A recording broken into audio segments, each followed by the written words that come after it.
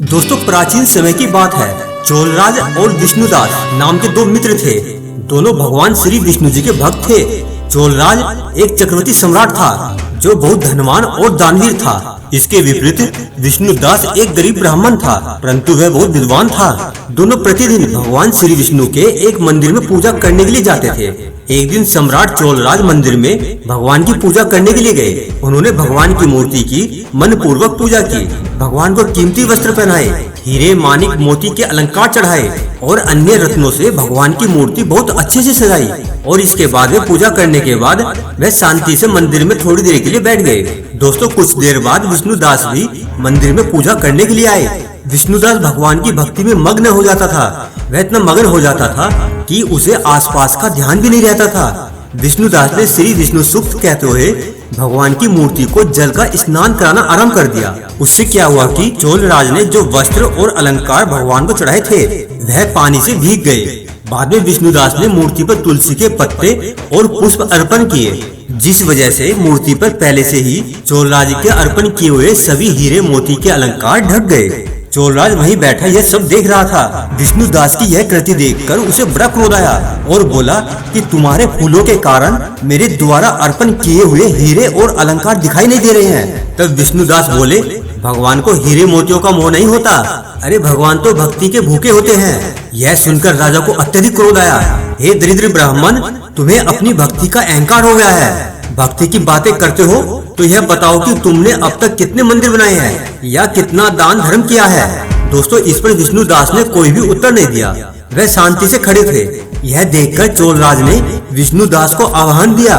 उन्होंने कहा, भगवान विष्णु सबसे पहले जिसको दर्शन देंगे वही भगवान श्री विष्णु जी का श्रेष्ठ भक्त होगा। दोस्तों, विष्णुदास ने गर्दन झुकाकर यह बात स्वीकार कर ली।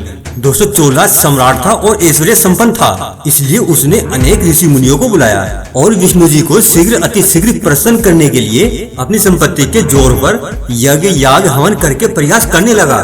दोस्तों, स्वयं की संपत्ति और साधना इन दोनों का चोलराज को अहंकार हो गया था। दूसरी ओर निर्धन विष्णुदास तो केवल भगवान का अधिक से अधिक नाम जप कर सकता था।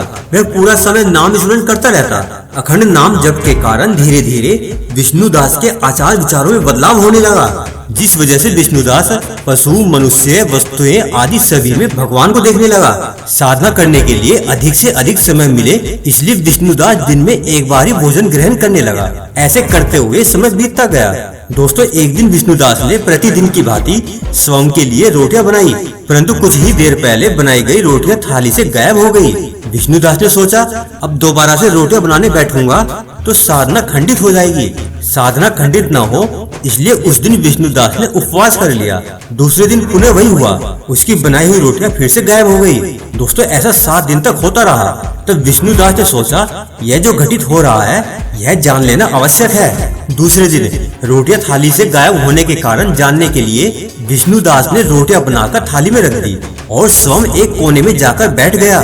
थोड़ी देर बाद वहाँ पर एक व्यक्ति आया और रोटी चुरा कर ले जाने लगा। दोस्तों, वह बहुत ही कमजोर दिखाई पड़ रहा था। यह देखकर विष्णुदास जी उसकी सहायता के लिए उठ गए। विष्णुदास को देखकर वह व्यक्ति भयभीत हो गया और रोटी वहीं पर छोड़कर भागने लगा।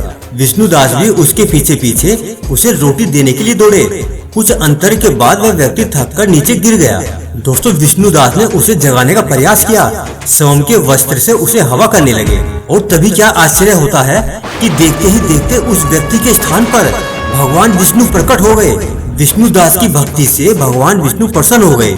इसके बारे में जानकारी जब चोलराज को मिली तो उसे समझ में आ गया कि धन के बल पर नहीं, अरे भगवान को तो सिर्फ भक्ति से ही जीता जा सकता है। उसने विष्णुदास की भक्ति को श्रेष्ठ मानकर उसे प्रणाम किया। तो दोस्तों, भगवान को धन, हीरे, मानिक, मोती नहीं चाहिए। अरे उन्हें तो भक्ति और श्रद्धा भाव भाता है। तो दोस्तों, यदि आपको वीडियो पसंद आई है तो आप इस वीडियो को शेयर करें और चैनल को सब्सक्राइब करें और बेल आइकन पर क्लिक करें। वो इसलिए कि जब भी हम कोई वीडियो अपलोड करते हैं तो उसका नोटिफिकेशन आपको तुरंत मिल जाए। धन्यवाद।